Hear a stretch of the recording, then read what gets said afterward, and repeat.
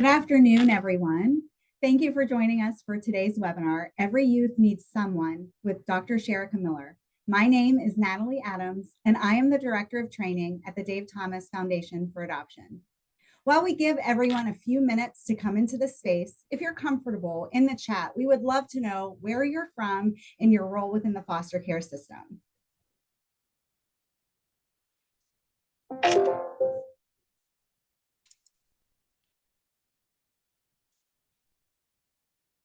Hello.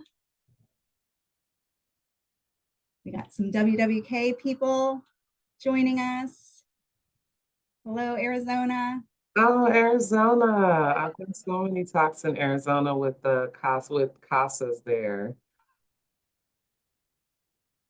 Wow, they're from everywhere. No California, Natalie. No Los Angeles. I'm below. I just saw California. Oh, you did? Okay. Got some West Coast people in Portland.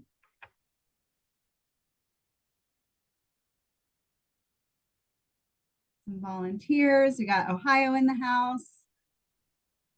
New Hampshire.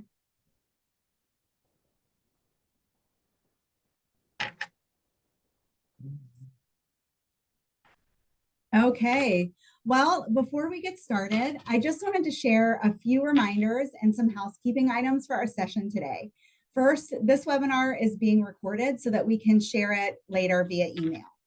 Dr. Miller's presentation includes video clips from her documentary. Audio may be low on your computer while these are playing, so we recommend you turn on your closed captioning function. This can be found in your Zoom toolbar with the CC icon. There will be time at the end of Dr. Miller's presentation for questions. Please use the Q&A function and submit those questions. Just keep in mind, we expect more than 900 people to join us today, so we will do our best to get as many questions as possible, but we may not get to all of them. We truly value your feedback. Please complete the survey through the link that will pop up once we end today's session, and be sure to have the pop-up function enabled on your computer. Lastly, 1 CEU credit is available through the National Association of Social Workers for those who attend today's live webinar. It will not be available for those who only view the recorded version. If you're eligible, you must complete the post-webinar survey before we can issue you your CEU credit. Those certificates will be sent out once evaluations are reviewed. And now I am honored to introduce Dr. Sharrica Miller. Dr. Miller is a board-certified pediatric nurse practitioner with more than 18 years of experience in nursing and nursing education. She obtained her Bachelor of Science in Nursing from Howard University and most recently earned her PhD from UCLA in 2017. She currently serves as Associate Professor and Chair of Diversity at Cal State Fullerton. Dr. Miller spent 12 years of her childhood in foster care, living in at least 7 different placements.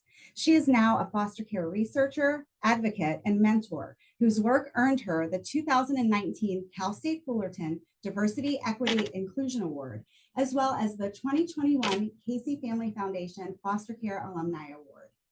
Dr. Miller is a nationally recognized speaker and consultant who facilitates trainings and workshops for child welfare organizations to facilitate better engagement with youth in care. She is the author of a self-published memoir titled Verses, Lessons Learned from Foster Care, and her story was recently featured in the documentary Still Waters Never Crash, which chronicled her journey from foster care to PhD. Thank you, Dr. Miller. Let's get started. Thank you. Welcome, everyone. I am so excited to be here, and my goal today is to really give you all 3 concrete strategies that you can use to ensure the well-being and success of foster and adopted youth as they make that very difficult transition into adulthood. And my knowledge comes from 2 different perspectives. As Natalie mentioned, I'm a board-certified pediatric nurse practitioner. I've been working with kids and young adults over 20 years now. We have to update that, Natalie. I graduated in, I think 2004 is when I first started working with the pediatric population. I'm a mentor and advocate. So I have all this professional experience with the foster youth population. However, I think my best perspective comes from my own lived experiences, my own story. And I'm going to share that story with you all today as a way to sort of anchor these three concrete takeaway messages that you can use and implement with the foster and adopted youth that you're working with. Now, this isn't going to be a sad, sad story, okay? We're not going to just talk about all the horrible things that happened to me while I was in foster care. And some things did happen, and I am going to share some of those things with you, but this will really be a story about resilience, a story about how individuals like yourself, case managers, social workers, lawyers, volunteers, CASAs, I love my CASAs. Special shout out to the CASAs, the work that you all do. How individuals like yourself have such a profound impact on the person that I am today. And this story begins with myself, my brother, and my mother. And I was only 6 the first time I was removed from my mother. I was ripped away from her arms, her needle scarred arms, technically her heroin addicted arms. And as you all know that work with youth, heroin is not a casual recreational drug. And so, with that level of instability and my mother's inability to care for us, we were removed from her care. I was about 6, and my brother was about 7. Now, we went into a place called McLaren Hall. So, if anybody knows McLaren Hall, you can put that in the chat if you know anything about McLaren Hall. We were placed in McLaren Hall, and it was the kind of place where it was a former juvenile detention center. So it used to be a juvenile hall for kids. And they converted it for foster youth. So this was the type of place that put kids in prison cells and called them pods. It was the type of place where we would fight in the cafeteria over graham crackers and milk.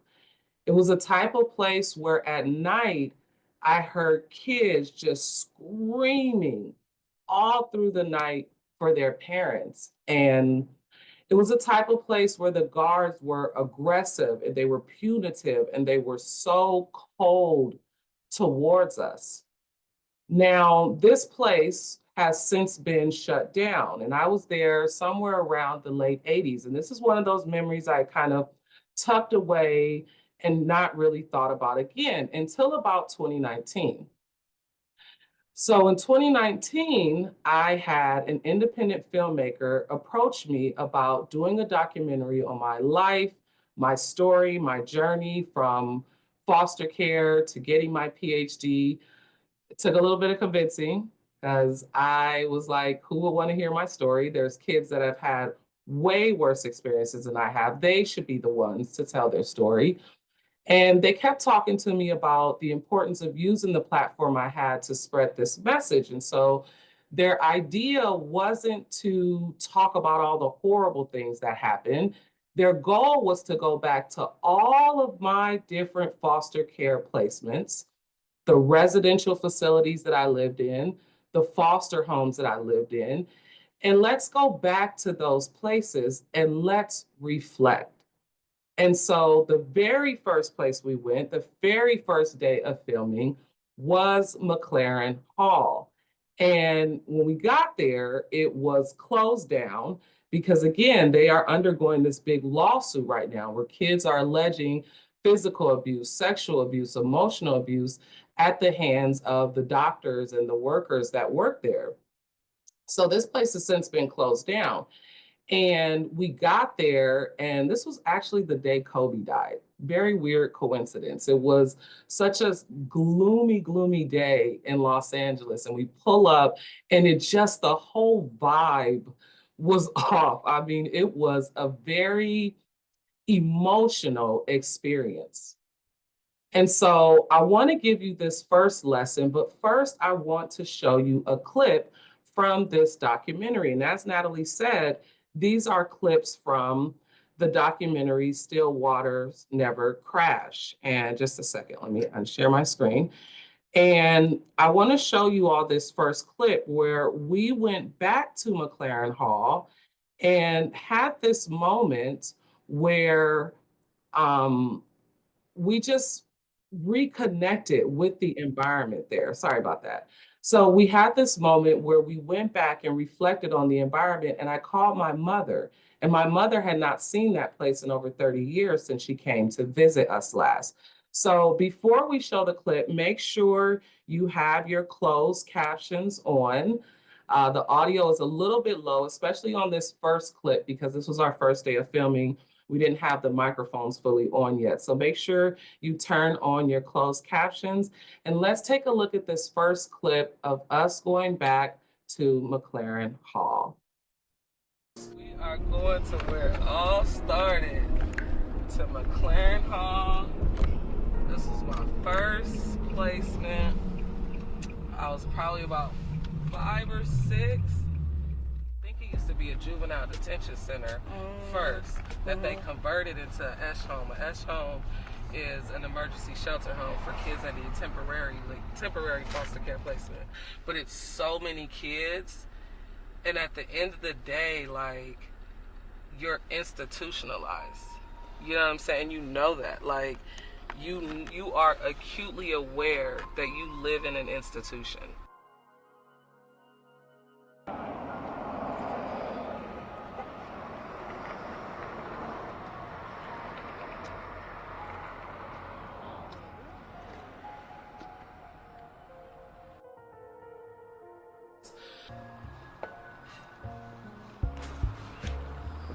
It's a full circle moment, because I always pass like the motels. I even pass like Orangewood when I'm like teaching that way.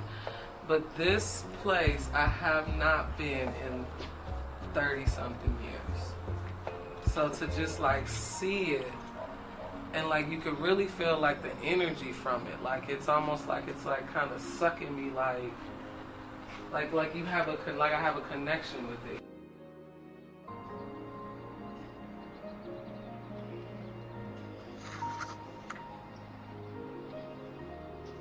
Why your camera off? Cause you don't got your wig on and you're nothing? Okay, look. Wow. Wow. Does it still have the name on there? Isn't it closed down? I think it's back open. I think they're using it for like an administrative center. Cause let me show you the front. Do you remember this front? Let me show you the outside. Yeah, it was a lot of screaming kids. That was the hardest part. It's like it was non-stop. Cause you imagine, you got all of these. I mean, I was only 5 or 6, so imagine a 6-year-old. Like you pulled them from their house, however chaotic and dysfunctional their home was. It's their home, you know. And you got a rows full of 5-year-olds that are literally just crying and screaming like for their parents. And I never screamed. Yeah, I never screamed. I was just like, I was quiet.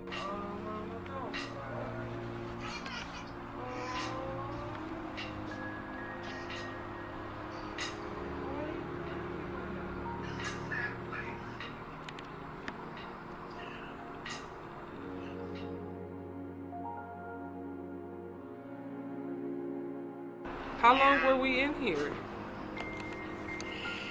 I don't even know. It wasn't long, I don't think. No, but it's. I think you guys were there a couple of times.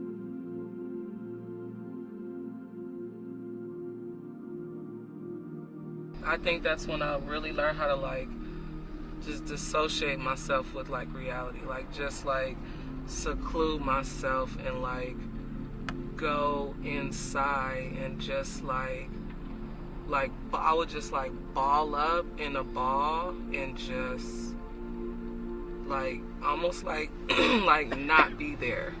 Like when I think about this place, I remember remembering it, but I don't remember it.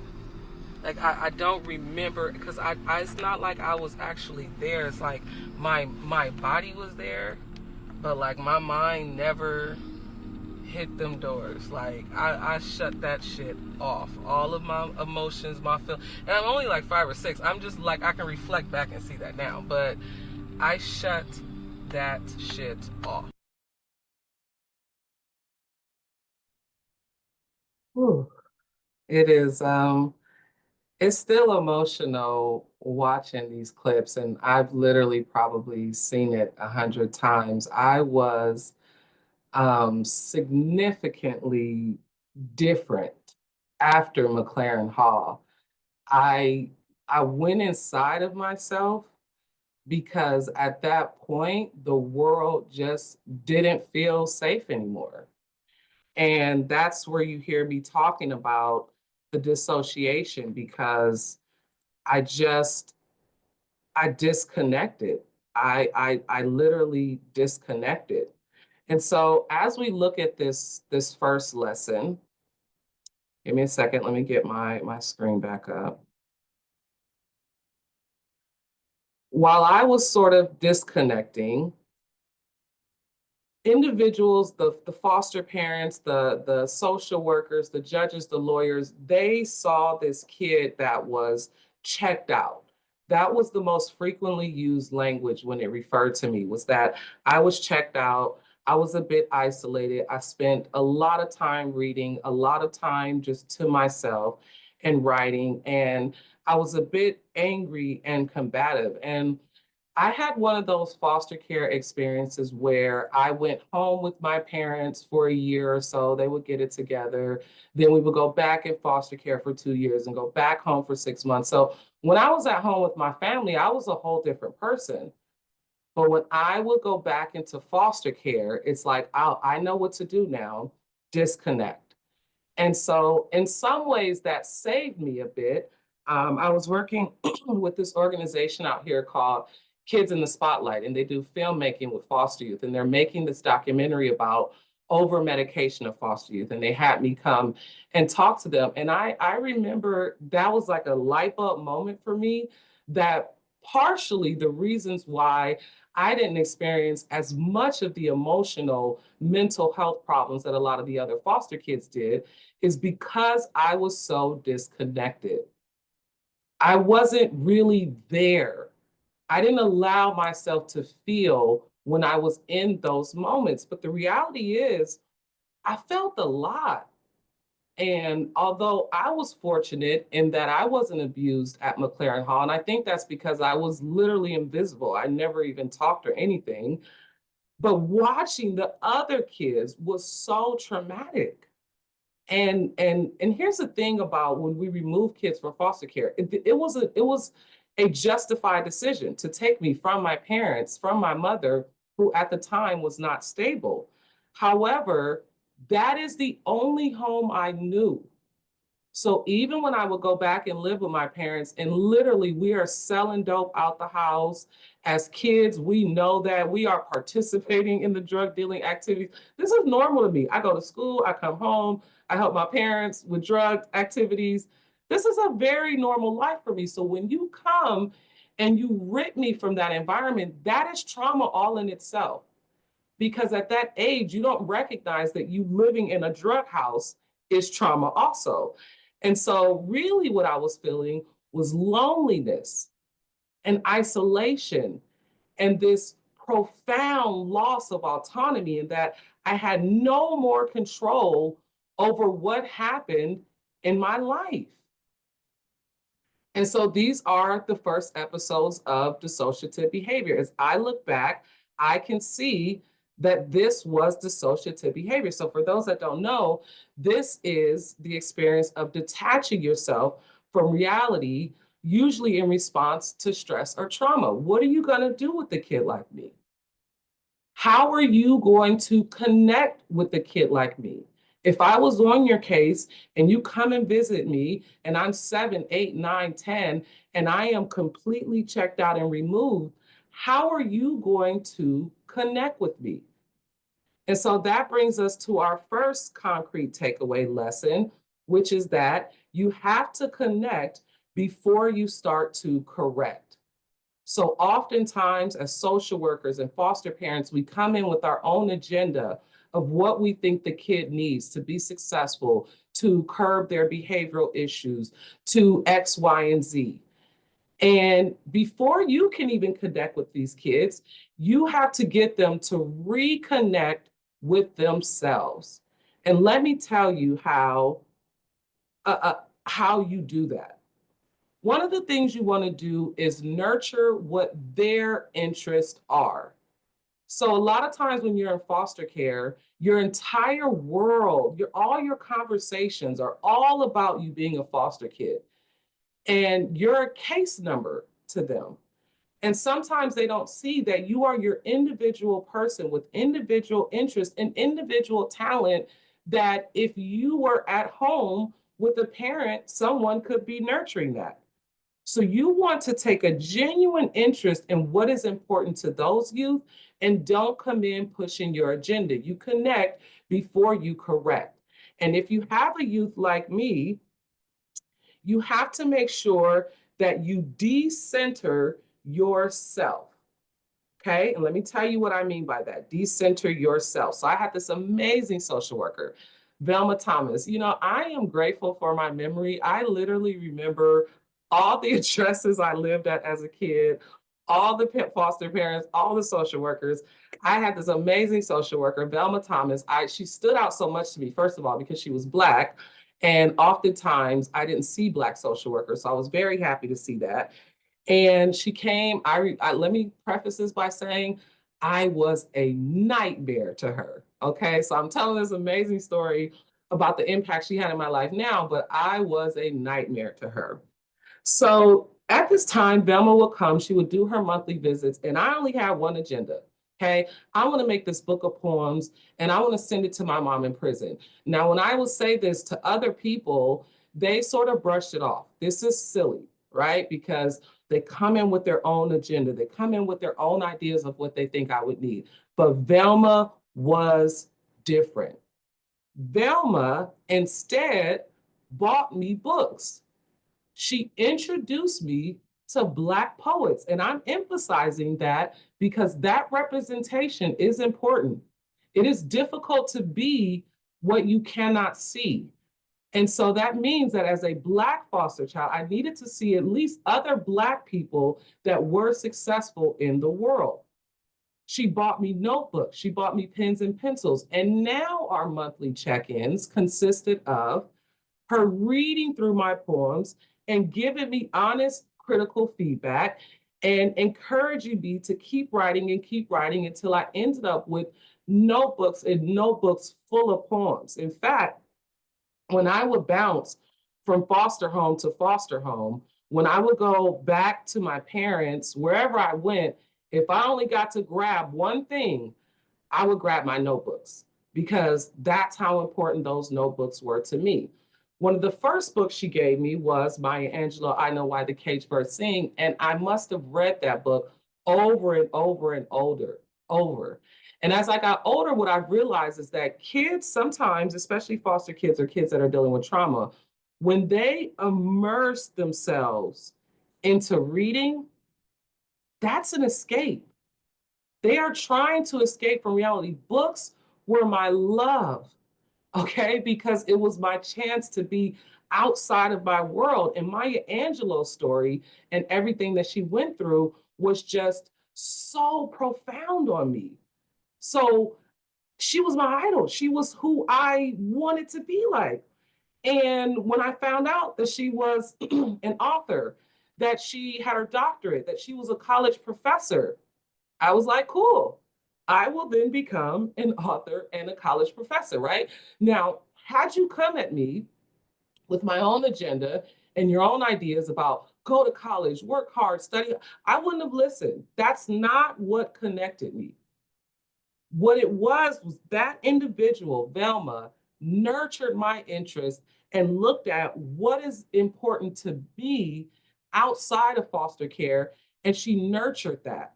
And that's what I want you all to do with your youth when you're meeting with them, when you're working with them on the case. Don't make the entire conversation just about them being in foster care. Yes, shout out to Velma. I see your comment, Jamita. You want to make sure that you ask them, what do they like? What do they like to do? Because those, I will tell you all something this as a quick sidebar. Those kids that I work with at Kids in the Spotlight, it's out here in Los Angeles. They have a huge 5,000 square foot studio where they teach foster kids filmmaking. Those kids learn confidence, they learn teamwork, they learn how to set goals, they learn discipline, they learn how to see a project through, right? They learn how to communicate with other individuals. And those are the skills that they need to thrive into adulthood. Find their interest, find their talent, hone in on it, and nurture it.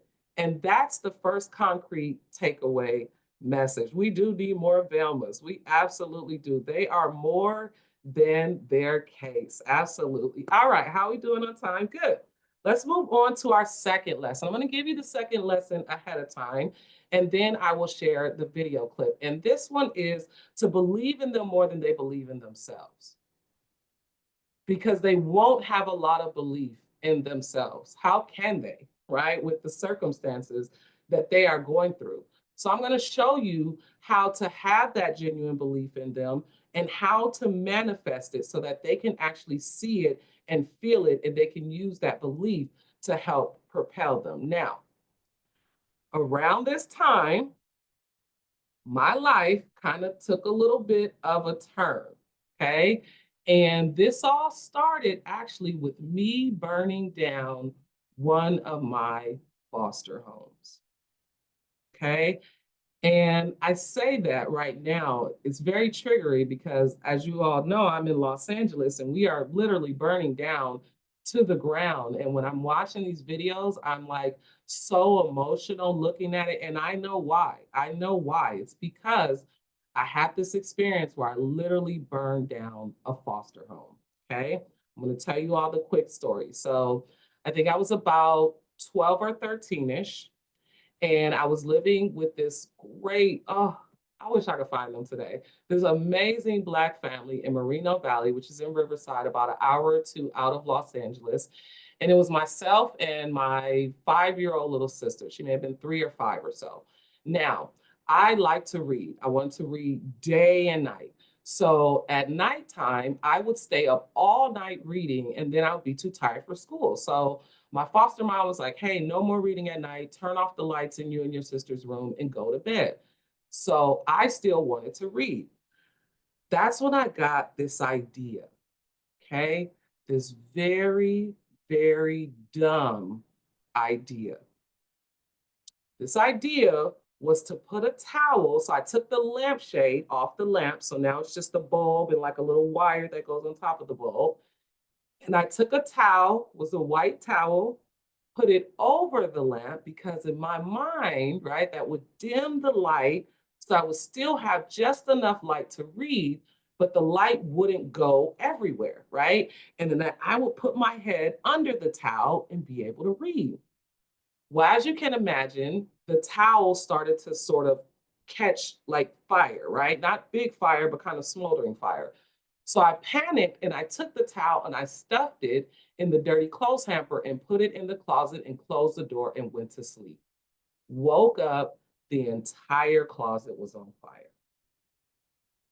I get my little sister. I am running around the house. I'm telling everyone, the house is burning down. We go outside. We're all standing. It's myself, it's the family, it's other foster kids, it's my little sister. And I am watching this woman's house burn down to the ground. Okay. I want to tell you all something else. I blamed it on my little sister. And I did that because at that age, I absolutely knew that I had a file that would carry me from home to home. And that if they thought this was like an arson attack, I'm going to group homes, juvie, I am out of it, right? So I blamed it on my little sister. So I went to my next foster home with all of this guilt and shame about what I had done. And you know what? I don't want to read anymore. Subconsciously, it is the reading that caused this woman's house to burn down that I've now blamed on my little sister, and nobody knows this big secret. So now I'm not going to read anymore, and now I need a new escape. So these next few years, nobody really knew, and that's because I was actually a pretty good student, I was decent student. I was very well spoken. I was extremely well behaved because I was kind of quiet. But nobody really knew that by 12 or 13, I am now drinking. I am now smoking weed. I am now hanging out. I am living a pretty wild life. And I am essentially lacking confidence. So they sent me to this placement in Compton. It was actually with family. It didn't feel like family, but that's for a different day. And I had my best friend, and her name is Shonda. And her mother were essentially at that time one of the few people who believed in me. So I'm going to show you all this next clip. This is about my best friend in high school. Now I'm going through a very tumultuous time in my foster care placement. I am in Compton. I am hanging out. I'm doing all of the things. And I had this best friend who's like, Sharrica, you are the smartest person I've ever met. Like, you got to get it together and look for something bigger for your life and not let these circumstances impact you. So let's go ahead and take a look at the second clip when I go back and visit Shonda and her mother and thank them. People looked at me right away. They saw more potential in me than even I saw in myself. And I just attached to people and I clung to them. And the first person I attached to was Shonda. That was the first one. We were in 9th grade, health professions course. Dr. Baisley, who I'm still cool with now, I just went to see him not that long ago. And that turned into my best friend. And I clung to her. And whether they wanted to or not, I clung to her family. I've always knew that she was like built to do great things, right? So nothing, I've always said like nothing Sharrica does has ever like surprised me. Like when she was worried about like, I don't think I'm getting to Howard, I'm not, and I'm looking like, how are you not? Like there's no way you can't get in. Like, and if you don't get in, those people are crazy. Like, and then even basketball. Yeah. When we used to play basketball and she was like, I don't want to, I'm like, and what's just so funny is that I never, like now when I think about it, like never ever to me have you been like a quitter.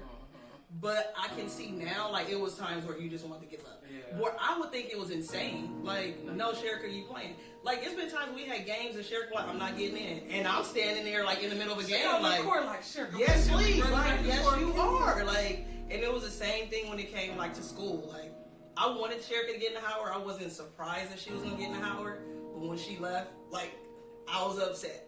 But then at the same time, everything that Sharrica did, it made me like continue to do the things that I did. Like because it was like Sharrica ain't here, and I remember used to be like, well, because I was like, I want to go to college. Like, what am I gonna do? Like, I don't want to. She was like, you play basketball, so I was like, fuck. So with the Cypress, like. You definitely believed in me a lot more than I believed in myself at that point, especially because I'm constantly having that negative message reinforced, like you ain't shit, you gonna be just like your mama, y'all ain't gonna be shit, da da da. You gonna, and then even at every point, even when I graduated, when you ain't gonna go to college, even when I went to college, when you'll be back the first semester, and you was just always like. I used to tell you like they jealous, like you used to be like you the smartest person I know. Yeah, and even like when you like this shit with Marquisha now, like how they were, and I used to be like they jealous, like. I'm like, they mad because you are, and yeah, and I'm like, the reason why they talk to you like that, because they see what I see. They see what everybody else sees. They see what Miss Walters sees. They see what Miss Lipkin sees. Like, and then, but I could understand by living with people and always hearing it all the time, because everybody saw it. Shonda was like the first one that really believed in me and pushed me. It was like, you're so smart, you're this and you're that. And Shonda's mom was a nurse. That's why I became a nurse. It was what else would I do? Like, she was the positive role model in my life, whether she knew it or not. And I don't think she knew all of that stuff that was going on. I don't think she was aware of like the environment that I was coming from, but she just kind of took me under her wings. And if she was yelling at Shonda, she yelled at me too. She treated me like family, you know? You were Shonda's friend, and at the time when she would ask, especially about you staying, I feel like you're Shonda's friend, you need help or whatever, and that's what I'm here for. And Mimi, Mimi, she was always, her heart was always big. So, it's like, yeah, she needs somewhere to stay, let her stay. She need to stay for it because forever. Let her stay. And the thing is, I knew that you weren't one of those people that were just going to come here and be here and just be here. I knew you had a plan. So it's like, yeah, let Sharrica stay here. She needs to stay because, you know, Shonda would talk to me. Sharrica needs to stay for this, that, or the other. That's fine. And Shonda's so funny. She was like, and she's, you know, she's going to do this and she's going to do okay, it's fine.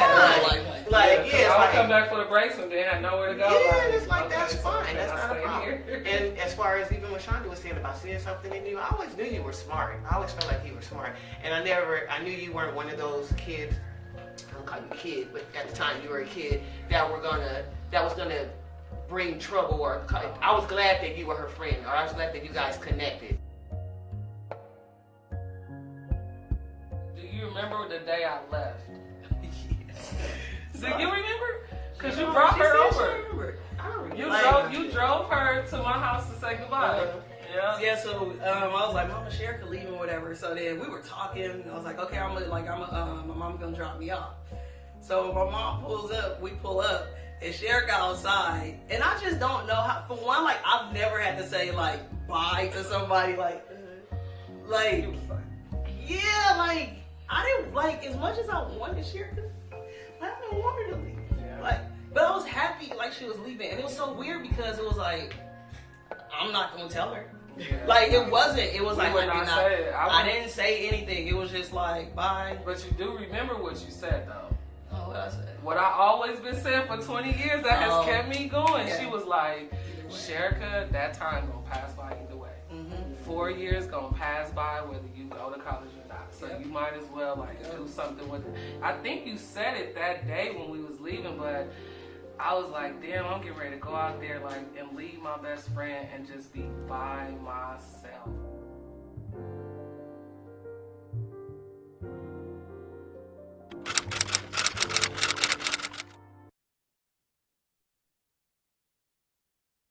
Whew. All right. I gotta get together, y'all. I have got to get it together. Woo. I slept on these people's couch.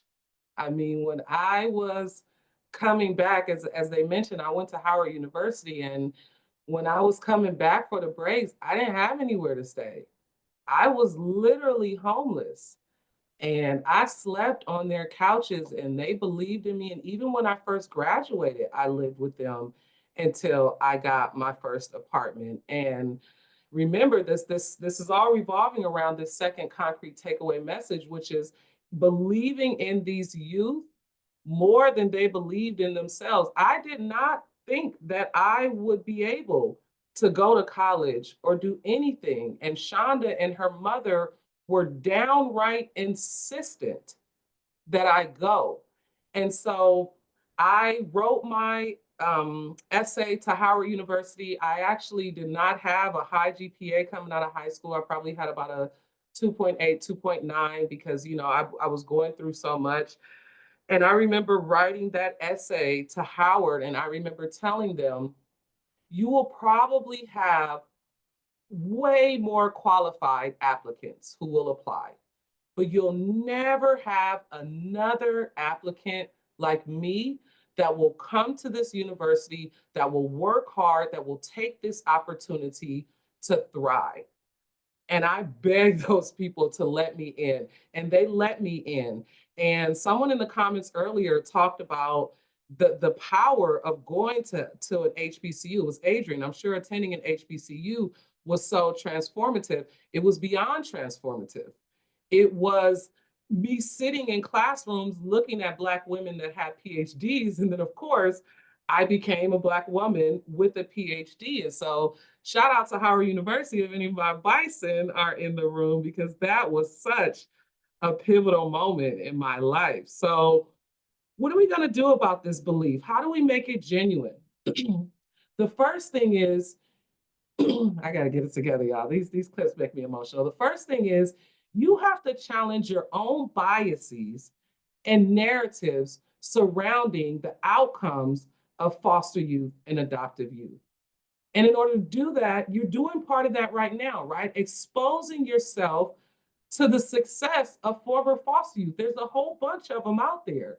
We don't always see them. We don't always know that they have an experience in foster care, but The more you start to sort of surround yourself with that success and normalize that success, and also redefining and reframing your definition of success.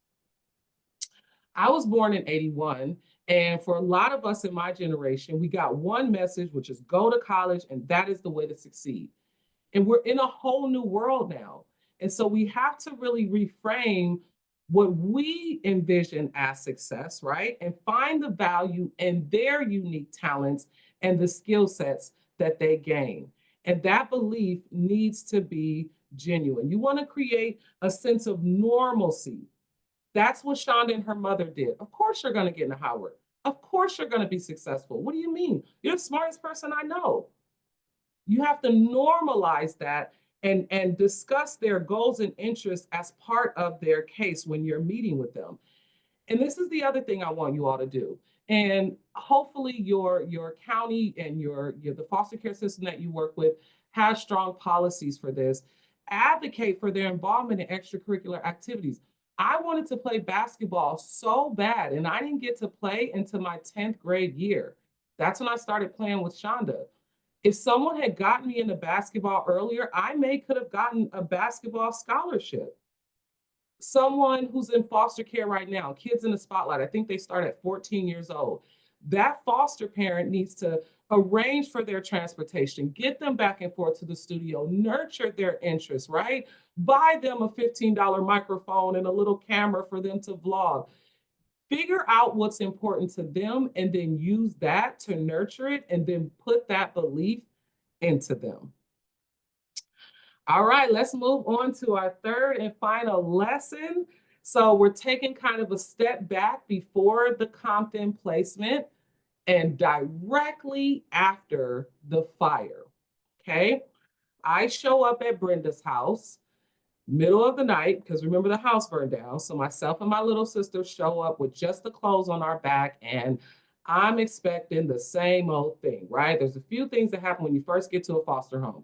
Number one, they give you like a turkey sandwich, okay? I don't know why, it was always a turkey sandwich. So they sit you down, excuse me, they give you a turkey sandwich, you sit down over here at the table, and then they sit down with the caseworker, the social worker, and they talk about you, right? They talk about all the things you've done, they go through your whole history. Social worker leaves, foster parent comes back, they lay down all the rules. That didn't happen at Brenda's house. Brenda was a breath of fresh air as a foster parent. Brenda was everything to me. And so before I give you this lesson, I'm going to actually show you all this clip. It's such a powerful clip. It is during the documentary. I searched down Brenda's number, got back in contact with her, and had this moment where I was able to reconnect with her. I had my daughter with me, and I also had my biological mom, who by now, because this is just a few years ago, is clean and sober. And I'm going to give you more about her story and where she's at right now. So this clip we're going to watch, clip 3, is us going back to Brenda's house and reconnecting. And I'm going to try to keep my tears together on this one. Are you nervous to call? Yep, I've actually had the number, looks like, since February 14th. This year? Yeah, I had one of my it was my foster mom's niece that I still had on Facebook, and I hit her up and asked for the number.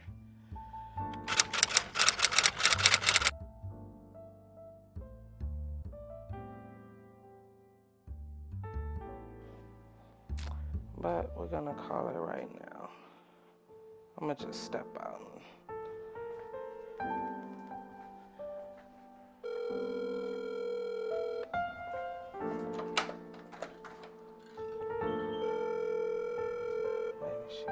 Hello? Hi, Hi. is this Brenda?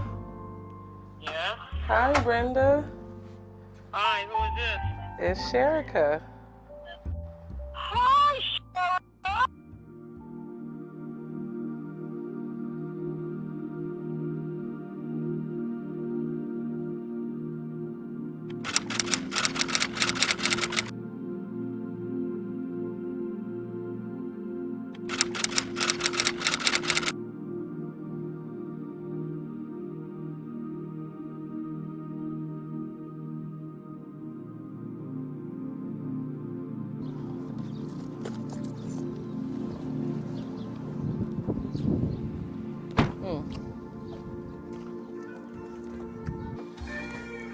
Yeah?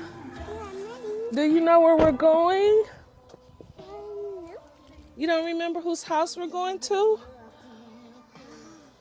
You forgot? No, yeah, Brenda's house, yeah. And who is Brenda? You think you so cute. Come on up. We at Brenda's house. We're gonna knock on the door and say good morning, Brenda. Hi. How are you? Oh my God. You look exactly the same. You know who this? Look at that!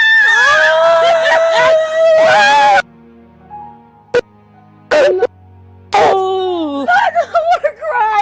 Look. I'm just crying.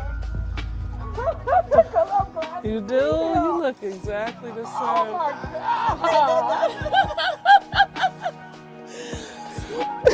This is a shame that it takes all these darn years I to come know. back. Wow. Hi, little sweet mommy. You're beautiful. Yeah. Do we need to take our shoes off? I'm so proud of you guys. Oh, thank you. Very, very proud. I wouldn't told have you been don't able to do it stop. without you. Don't Yeah. stop. You didn't stop. Y'all were a big part of it. Hold on, I can't hear you. A lot of people don't pick to where you found it. She makes such an impact on my life because at the time I was strung out on heroin. I was in and out of jail. I was stealing from stores to support my habit. I was selling crack to support a heroin habit. And Brenda took my kids in as foster children in the middle of the night. And she took them all. She got through 2 of them first, and she went back and got another one. She went back and got another one so she could keep my family together. She insisted that my children have grandparents, uncles, and aunts, her family. She shared them with mine. The social services said I wasn't fit to see my children. I wasn't fit to pick them up, but Brenda never said that. She wanted my children to have that connection with me, you know, and she never degraded me. She was very powerful in our lives, you know what I mean? I was really sad that my children ended up leaving her. So when Sharrica called me and told me, you will never believe who I found, I didn't believe it. I said, I'm getting in my car and I'm gonna come there because I wanna see this woman and I wanna thank her for what she's did for my family. I think it was so important. So it was so crazy because we were so nervous, and I was so nervous last night. I literally went somewhere and bought like 12 outfits because I didn't want to, you know, I wanted to come and I wanted her to see me and I wanted her to know that I'm all right now, you know what I mean? And the seeds that she planted, I was able to pick them up with my children, and we were all able to grow. I appreciate you taking care of my kids. I know it. I know it. We was a family. I was your family too. Yeah, you were. We all stayed a family, and that's the way it's supposed to be.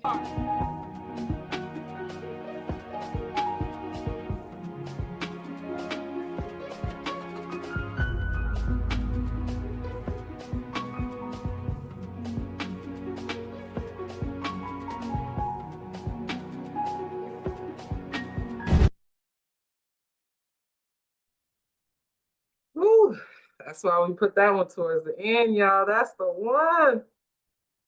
Whew, and I see all your comments. Thank you. Angelia said I was good until then. Yeah, that one. Whew, just take that moment in. I mean, Brenda was everything. I mean, she was everything, not just to me, but to my entire family. And so that's why this third lesson is about the seeds. I know you all heard my mom say that I wanted to come back and I wanted to show Brenda that the seeds she planted in me and my family, we were able to take those and grow. And right now, your job, your role is to plant seeds that you may not ever get to see sprout. You may not ever get to have that moment where that kid comes back as an adult and thanks you, but know that you are planting those seeds for a reason. And that reason is us, right? As my family. And now we see my mother, who is now sober, and my daughter. And we were all able to come back and tell her thank you. And so how do you plant those seeds?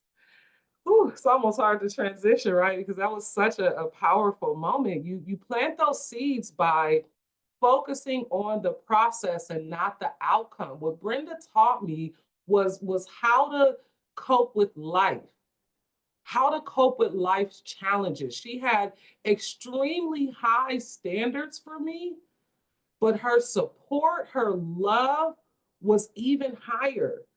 And that's how she was able to continue to plant those seeds, because as you all work with your foster youth, particularly if they are adolescents, if they're teenagers, you're feeling the sweat. You're like, I got to get them in college. But the goal is not to get them in college. Honestly, the goal right now is not even to quote unquote make them successful. The goal is to build the lifelong skills that they can use to navigate all of life's challenges. That's your role in their life. I was doing this talk out in Flagstaff.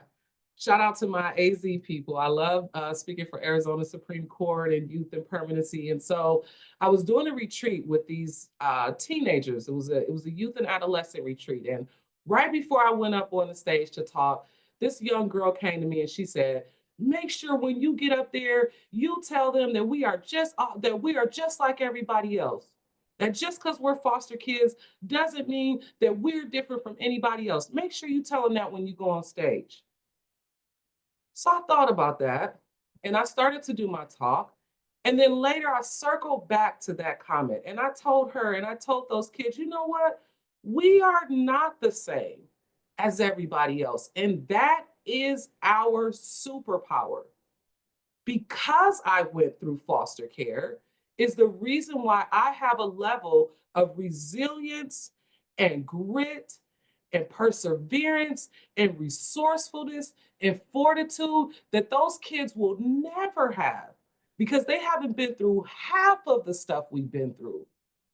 We are different, and that's the beauty of it. We didn't ask for this.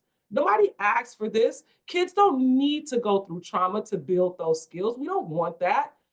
But we are here now.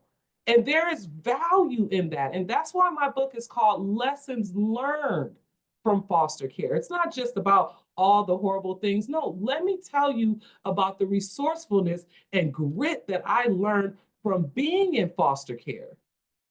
And that's okay, right? And so you want to take those life challenges and build that resilience and that emotional intelligence in those kids so that whatever they go off to do, you start to plant those seeds now so that whatever they go off to do, they can be successful. Now, I have a bonus clip for us. How are we doing on time? I have a little bonus clip for us. So I saw some people in the chat talking about my mother and congratulating her on her sobriety. Now, I believe it's been about 16, 17 or so years. She's going to kill me if I don't know the number of years. You know what? What a privilege, right? I don't even think about it anymore. I don't know how many years it's been, right? Because she's been sober for so long and she was able to pull this family back together. When she got sober, there were still 2 kids that were in foster care, and their placement was actually with me. Now, I was in my 20s. I did not want to be a parent to preteen kids. And so when my mom got sober, I was like, oh, y'all are going back to your mom. I'm not your mother. And I shipped them to Arizona with my mother. And so I don't want to leave here without you knowing what happened, right? Because it's not just about the kids. It's about the bio parents. It's about the siblings. It's about the entire family unit.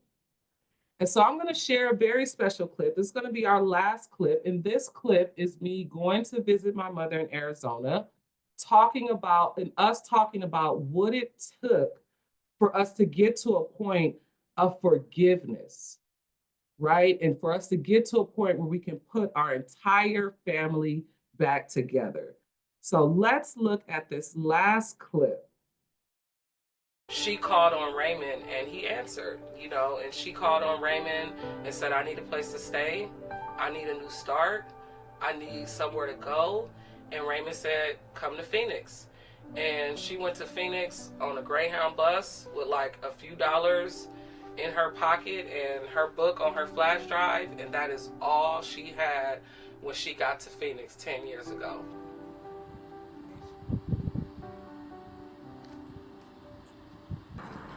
Y'all met the fam?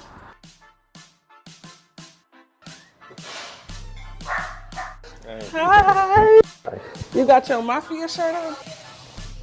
What up, Tony Bo? Hi! Oh, y'all already got it popping! Crab legs every day. Yeah, me too. I really could eat crab legs every day. Where you at?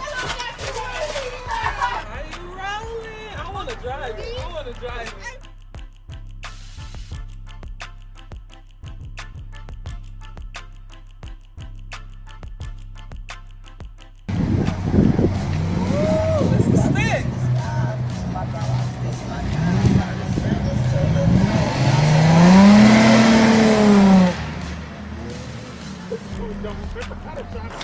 I remember when she was going to go buy it and she was like, should I get?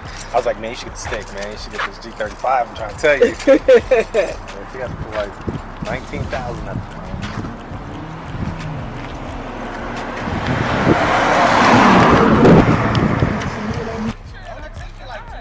I'm automatic, baby. Yeah, but even in that situation, Y'all left. You ain't even been in the car with me. Oh yeah, we was different. That was my first car, and I was like, I had saved up for that car getting out of college. Like I knew I wanted that car. You remember when I first got it? And I didn't know how to drive a stick, but it was like $8,000 cheaper. So the lady taught me on the test drive. Signs up there too. Yeah, okay. Isn't it? I'm so glad you was I able to know. come see it, okay? Second 'Cause I really location. wanted you to come see it. Yeah. You know what I mean? Because the last time me and you took a picture in front of a sign, it was a prison sign. It was a prison sign, It exactly. was a prison. Okay. So you're an entrepreneur now. Yes, I'm gonna level up. Yes, absolutely. And 55 cents of anything that you purchase is used to clothe women for free that are getting out of prison. So I have a passion for that. So I'm not nonprofit. I'm out of my pocket. So if a woman comes in, the only thing she has to do is show me her release papers. And we're like, yes, just go shopping. And so it's a real booster. I don't have interview clothes, obviously, but I have clothes to make you feel good about yourself. I mean, a lot of things that I missed with Sharrica because of, you know, being addicted and stuff like that and on drugs and a lot of the special moments. I wish that I could have had like a business and been able to bring her with me. You know what I mean? But at the time I was using so much, you know what I'm saying, that I couldn't do none of that stuff and I wasn't there for her, you know what I mean? So I'm really proud of her because she made it without me. You know what I mean? And I was able to make it and come back and say, hey, I'm still here. Yeah. So for years I was really guilty and I'm not guilty anymore. I'm not even that person that was at the jail when she came to visit me. But you've always been this person though. But I've always been this person. And let me break, I realize I haven't never talked to you about that because this is what you have to think about. You know, you were a speaker. I became a speaker. You're an author. I'm writing my first book. You're a business owner. I just started my business. You know what I mean? Like I don't think I ever told you. Yes, of course.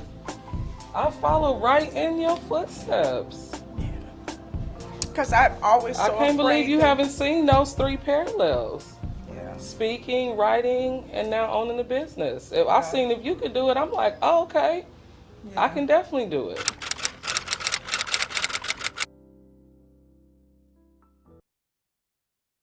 Woo. Yeah, that's another one. That's another scene that's hard for me to watch without getting emotional. And this is kind of your bonus takeaway, which is that those seeds can come sometimes from the most unlikely places. As social workers and case managers continue to nurture and facilitate the relationship between the foster kids and their family of origin, right? As long as it's safe to do so. The whole time I was in foster care, I never lost contact with my mother. I had some good social workers and some good foster parents like Brenda who made sure that we stayed connected. There was 5 of us total. My mom has 5 kids, and that's the kids that you see in the clip that are now adults. And it was actually my mother who brought us all back together. It was my mother who took the 2 younger siblings out of my care so I could finish grad school and finish my PhD. It was my mother's journey into speaking, doing motivational speaking at different sober living homes that brought me into speaking. It was my mother writing her own book about her own journey and her story that made me write my book. And it was my mother becoming an entrepreneur now. She owns Nickel City Baby in Arizona. If you're in the Phoenix area and you're looking for some club wear, go hit up Nickel City Baby, right? She became a business owner. This woman who had essentially been on drugs and been in the streets her whole life. She's literally the most inspiring person that I've ever met. And I doubt when people saw her strung out on heroin, leaving her kids in abandoned houses, doing all of these things, going back and forth to jail, people wrote her off.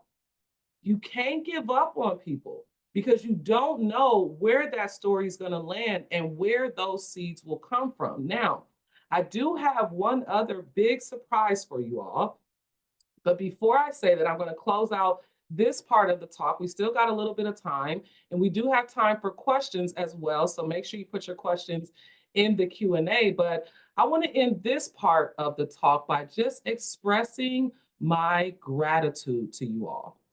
I know that the work that you all do is often tireless. It is, you get burned out, you get discouraged sometimes, you wonder if the seeds you are planting are going to one day even sprout.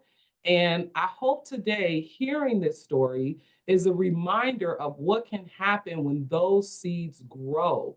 I hope that me coming back and giving you this thank you helps to keep you inspired and fired up so that you can continue planting those seeds and continue going the extra mile so that one day those kids may have a successful story like mine. Now, are we ready for our big surprise? Because people often wonder what happened to my mother. They often ask if they can get a chance to talk to her. And I'm happy to say that we have Miss Cynthia Scott with us today. You know how to turn your camera on, Mama? It's showtime. I think I have to have Brittany turn it on. Okay, Brittany, help her out here. We can hear her though. So remember, put your questions in the Q&A. We still have about a good half hour. We're going to get to hear from my mother. We're going to get to, there we are. Hi, Mommy. Hi, everyone. And yes, I still call my mommy, Mommy.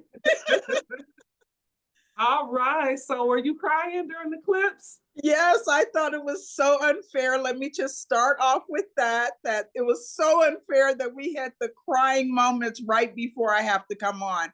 I'm like here with all my tissue trying to clean up before I come on. No, you got to do it in real time. You saw me, I was trying to go like this, hoping y'all didn't see me in the corner. So we are so happy to have you here. This is only our second time being able to share the stage together. Our first time was actually for an event called Eye Care, right, Mama? What was that? Correct, for the Eye Care fashion show.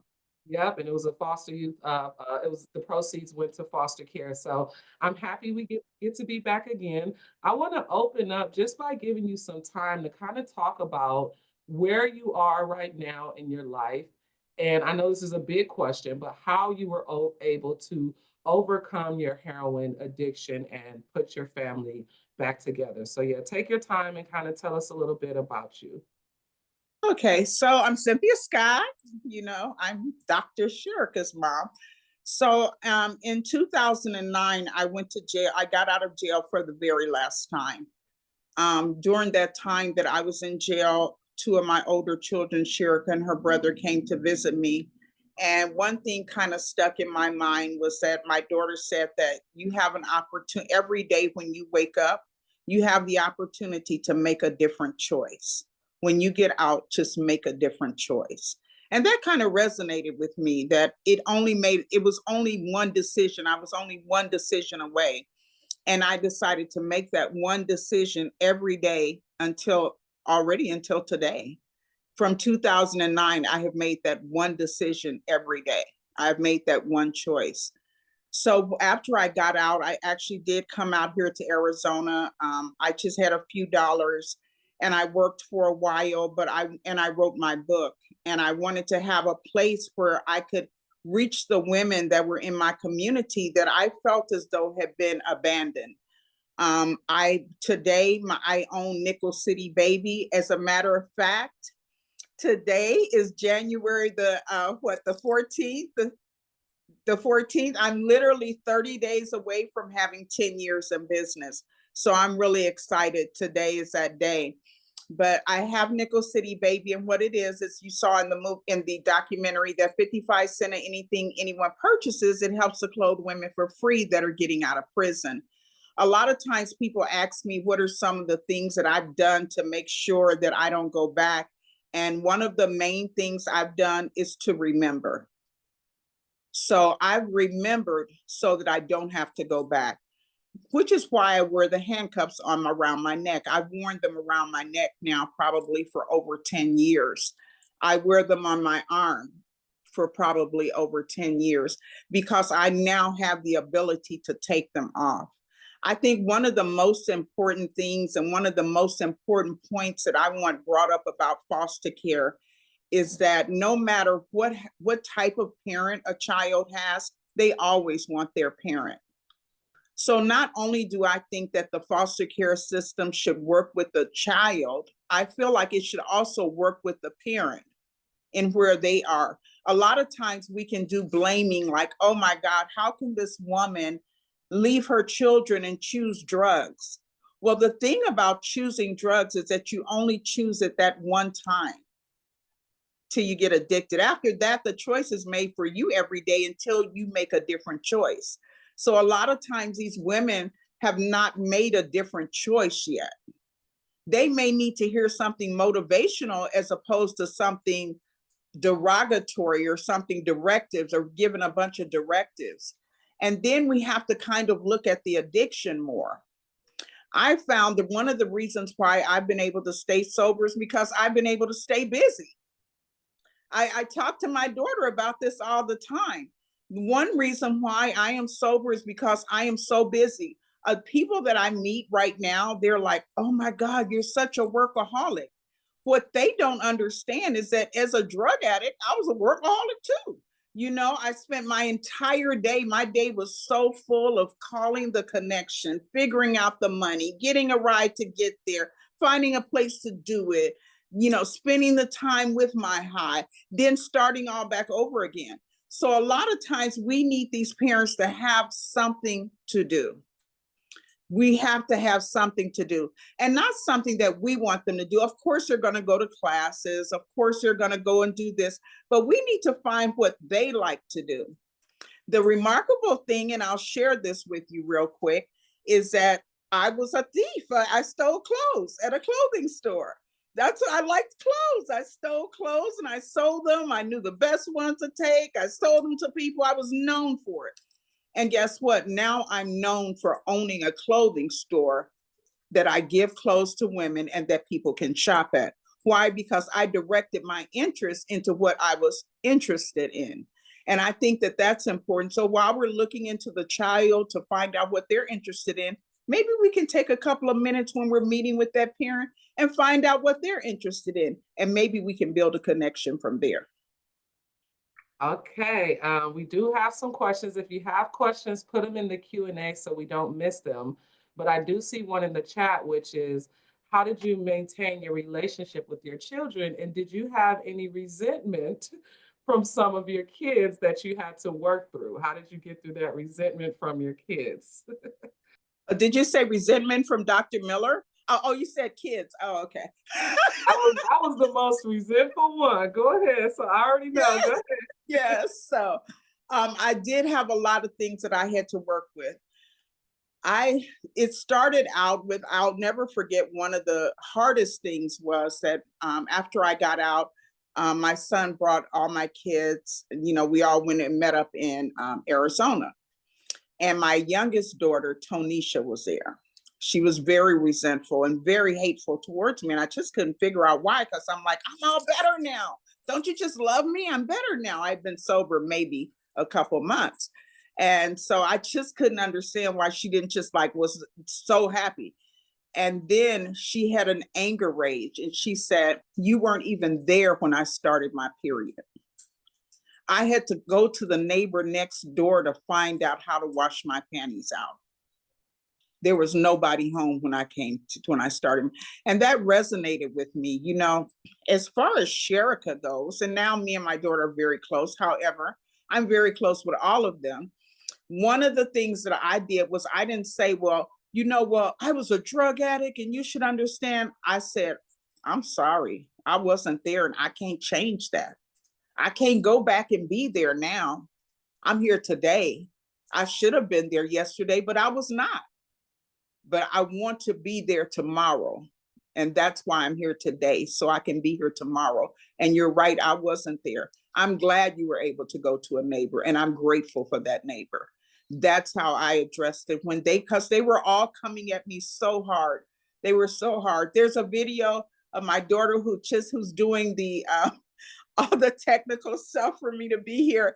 And she was in the back of the car just so angry. Do you remember that video? I just watched it the other night and I was like, wow. And her and I are extremely close right now. And then, no way. She was so angry, she didn't even want to be in a vehicle with me. Sharrica wouldn't give me her address. I remember asking her, like, hey, I want to come see you. And she was like, no, I'm a nurse. I can't afford to have anything illegal. And I was like, hey, I'm all sober now. The first time that she actually did break down, like a year later, and give me her address, and I popped up in California and I came to her house. And I remember ringing the bell and saying who I was, and her like, you got to give me a minute. And it was probably 30 minutes later that she came and unlocked the door. Yeah, it was a journey. And I would say the main thing that you did was taking the accountability. I mean, we would have these family sessions where we are all sitting around the table and basically like, you know, you weren't there for this, you weren't there for that. And she didn't try to gaslight us or deflect it. And that's going to bring me to my next question from you, from Bridget, because it was a fine line between her taking accountability and acknowledging all the impact she had on us. But how do you not stay in that guilt, right? That was Bridget's question. How did you forgive yourself? And how did you not, and you said in the documentary, I used to feel really guilty, but I'm not guilty anymore. So how do you have accountability, but still not stay guilty about it? You know what I mean? Once I realized that my guilt was also harming my children again, that I was re-traumatizing them all over again. I was so guilty that when I did get my two younger children, that sometimes I was overcompensating, you know, overbuying things for them, letting them do this, letting them do that, having these conversations till I realized that it was really just my guilt doing that. I cannot change. I had to just one day decide there's absolutely nothing I can do about what I did. Nothing. And you know what? I'm going to make it so good that nobody won't even care what I did. So my goal has always been that I want my children, my goal since I've been sober, let me preempt because I didn't even have a goal before that. Since I've been sober is that my children are proud of me, that I am doing things in the community to reach back and get other women because I understand where they are. So the more I helped other people, the more my guilt started to go away. And I started realizing that had I not been through what I've been through, I am not happy that they went through foster care. I am not happy that I was a drug addict. I am not, happy, but I am happy at the way that turned out and the equipment that it gave us to navigate life and help other people. I believe that somebody has to be there to fight the fight, to help other people.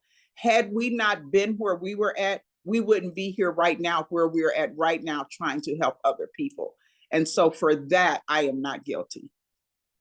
I love that. Okay, so I know a lot of other questions been coming through the chat. Natalie, I know you wanted to come up and ask some more. I do have one more for you while Natalie is coming back. What do you think were some key moments or resources in your life that really contributed to your sobriety? And then we'll have Natalie come up and ask any other ones as we close out the last 15 minutes.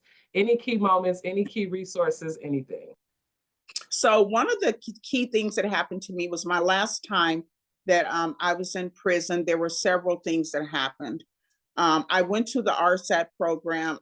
Originally, my mother, who she's no longer with us, but my mother would always bail me out, you know. And I was so angry with Raymond and Sharrica because the last time I went, they called my mom and said, "Hey, don't bail her out.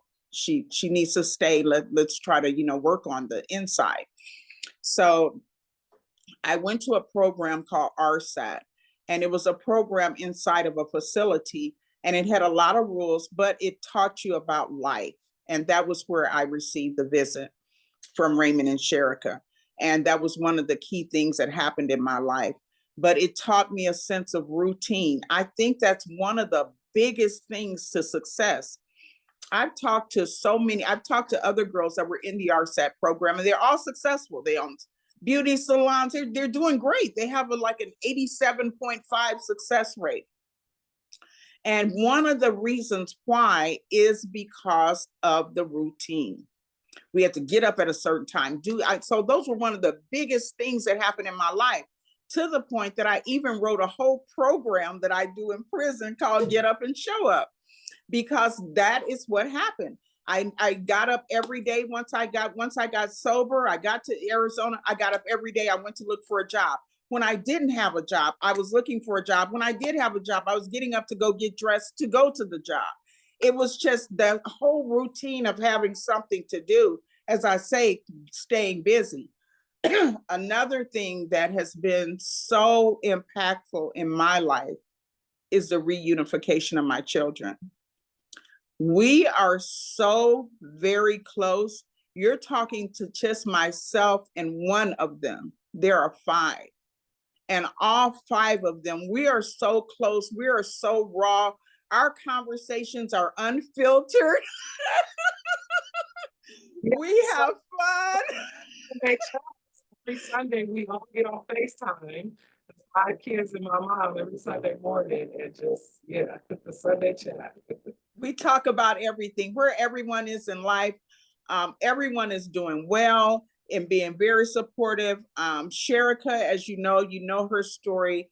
Raymond is an NP at a major hospital out here, which played a very important part in my life. When I had some health issues pop up, I was able to be at the hospital where my son is. So absolutely, that was very important. My daughter sent the one who burnt the house down. I'm sitting at her beautiful home right now. She's a business owner. She owns a large corporation out here in Arizona. It's global, called Black on the Job. So my other son he's actually a leasing agent for luxury apartments. And my other daughter followed in this daughter's footsteps, and she's an LVN. I'm a business owner, and we're able to sit back now and laugh and talk about all of this and cry when we see this documentary. I've seen this documentary like 10 times, and I am broke down every time. I am not broke down with sadness. I am just overwhelmed with where we came from this. And I want everyone, especially the social workers on here, to know that you play such an important part in everyone's life, not just the children. You're playing an important part in my life, in the mother's life, because you never know. And just real quickly, one of my first speeches that I ever gave somewhere was at this local place. And this is when I was first trying to get started. And so there was a girl outside, and she was panhandling, and, she looked, kind of rough, very rough. And I was sitting up at the counter, and these 2 guys were talking about this girl so bad. They were talking about her, laughing at her and everything. They didn't know I was a speaker. When they called me to the stage, one of the first things that I did was call them out on that. And I told them that very lady you're talking about today, could very well be your boss tomorrow because I'm somebody's boss today. And I think that's the important part that we want to remember. That very mother who's downtrodden and broken and scars all up and down her arm and nodding through your meeting with her and, you know, leaving the kids and lying and stealing, that very woman could very well be in a group that we're having this meeting with 5 years from now. And that's the important part. We have to look at everyone as a human. It can happen to anyone.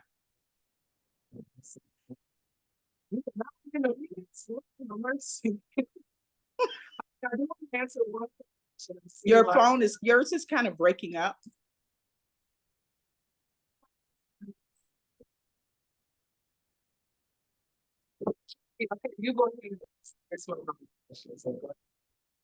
Okay, we have a question, Dr. Miller.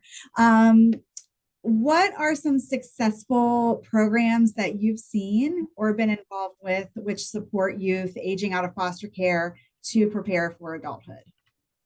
So, okay, is it still glitchy? It's a little glitchy. Okay, I'm so sorry. You try to get the camera on. So, lots of kids in the spotlight because they help with filmmaking with you.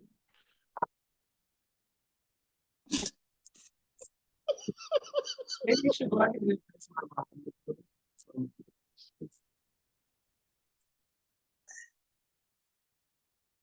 Well, while you're doing that, I think she's going to bring up Spotlight. So because I've been a part of a lot of things and been around listening to everything that she does while she's figuring that out, I know that Spotlight has been something that my daughter absolutely loves as part of helping the people in the that are in foster care, the children, because a lot of the children are what they do is they allow them to create films. So they play every part in the film from the beginning, you know, from taking out the trash till it actually showing on the screen. So they're able to do every piece of it. They're also able to write them. And so many of them are writing their own story. So we all know just from, I know I've been to therapy and probably mostly everyone on here has had to get a little therapy here and there. And one of the things that they bring out is writing down things that have happened to you. So can you imagine being a foster child and able to openly write down your story and then see it played out on the screen? I think that that is a very powerful program. Also, I think, what's the name of that program that her and Sharrica was in California? California, yeah, California Youth Connection. Yeah. Oh, you're back. Okay. I'm back. Okay. So thank you for stalling. You did such a good job. So yes, Kids in the Spotlight. I love California Youth Connection. Now, obviously, it depends on your area. So you're going to have local organizations. If you do a search, there are so many programs and resources for kids. I also love this organization called Dorm Room Mafias. And they are very specific to kids that are going to HBCUs, because one of the hardest things when you go to college, I went to college with a carry-on bag. I didn't have blankets, I didn't have pillows. I flew all the way to Howard by myself, showed up with an acceptance letter and a roller bag. So Dorm Room Mafia does complete dorm room makeovers for these kids, so that way they can, you know, feel, because that was a big thing. Like I would take my clothes and put them in a pile and just kind of sleep on top of them, and you feel so ostracized. So I do know a few specific organizations, but they may not serve the kids in your area, but I would just do a search, because there are so many grassroots organizations that basically help support foster youth in every area, from sports to arts to entrepreneurship, filmmaking, going to college, etc. That's wonderful. We also have a question that's come up quite a bit for your mom, Miss Cynthia. If you'd be willing to answer one question, we're almost getting up to that 5-minute warning, but you spoke about forgiveness of yourself. And how can the people on the call help parents give themselves some grace without maybe minimizing what their children have experienced, but how can child welfare professionals help parents forgive themselves? So in order for someone to forgive themselves, they have to be proud of who they are now. So I believe that that's one of the first steps of forgiveness. So when walking parents to that step, I think that we want to walk them to someone they'll be proud of. We want to find out what they're interested in, and we want to help them to be able to make it work. Because then you're just going to be so proud that you're just not going to be guilty anymore. I love it. Natalie, can I answer about the documentary where they can watch the documentary? I know Yes, that was actually my next question for you. That has been the buzz. Okay, so the documentary is called Still Waters Never Crashed. We had a really strong 2-year run. We screened it in Ohio. My mother was able to come. We were at the Columbus Museum of Arts. We won at film festivals. We screened it a few times, and it was a really sort of emotionally draining experience a bit. And so we kind of shelved it for the past year, and now we're looking to kind of relaunch it. We need help. We did it just myself, one other filmmaker, and one videographer. And these were friends that I had known for about 20 years. So basically, when an organization can sponsor us to bring us there to basically screen the documentary, I usually have my mom come and we do a panel discussion. We once had it with my mom, me, and Brenda. Oh, it was so good. That one was, and I was at that was at the university where I taught at. That was for Foster Care Awareness Month. So we just need help. Like, if you want us to come to your organization and screen it, we just need assistance with that. And so just reach out to me. All right, you got 4 minutes, Natalie, but I promise you. We got 4 minutes. We can wrap it up. Nobody wants to see my face, I assure you. But so sadly, our time is up. But again, we wanted to thank you, Dr. Miller, and you, Ms. Scott, for sharing your powerful stories and critical insights to effectively engage and empower youth in foster care. I also want to thank everyone for participating on today's webinar. The chat was really engaged and incredible. We hope you find that it was valuable, so we can support your work in doing your life-changing work. For anyone who is interested in becoming more involved, the foundation offers resources and opportunities for your journey, from guides to becoming an adoptive parent, to a simple visit to a Wendy's restaurant, to purchase a Frosty key tag, to packing a care kit for a youth waiting for their forever family. Visit the link in the chat to see just the few ways that you can get involved. And finally, we would love to hear your feedback. Please complete the post-webinar survey that will pop up when this session ends. We will be sending out certificates of attendance, and CEU credit will be sent out in the coming weeks. Thank you again for joining us today. Take care.